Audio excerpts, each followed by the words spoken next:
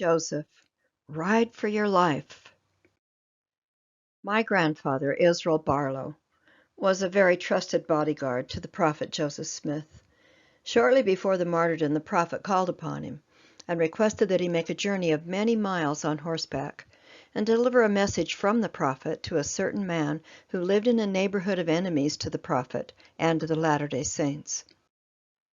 The prophet told him to leave on this errand on a certain day, early in the morning, and ride to a certain man's home, and there deliver the message.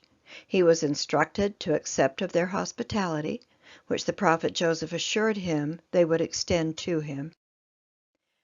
"But," said the prophet, "let them put your horse up for you, and eat supper with them. But when it becomes sundown, saddle your horse and leave. They will be insistent and try to persuade you to remain overnight. But if you value your life, do not stay, but leave, and listen to the direction of the Spirit." He left promptly at sundown and rode along the country road until it became dark. Just before he came to the river bridge, a voice said to Grandfather, "Ride faster." He sped up his horse, and the voice repeated again, and with more emphasis, "Ride faster." And again he increased the speed of the animal, when the voice said to him, "Ride for your life."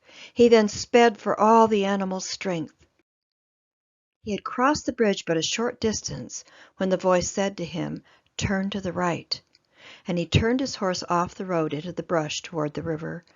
There he stood in silence as the mob, who had mounted their horses, came racing over the bridge at breakneck speed, and down the road they went, supposedly after him.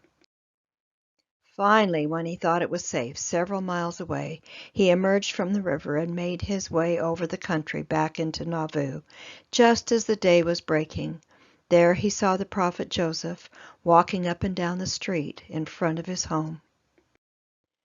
As Grandfather approached and alighted from his horse, he began to tell the prophet of his experience. The prophet stopped him and told him he need not tell him, for he already knew. The prophet told him that he had been up all night waiting for his return, and stated, "I saw it all. You have no need to tell me." Thereupon the prophet laid his hand upon Grandfather's shoulder and gave him a blessing and said, "Thee and thine shall never want."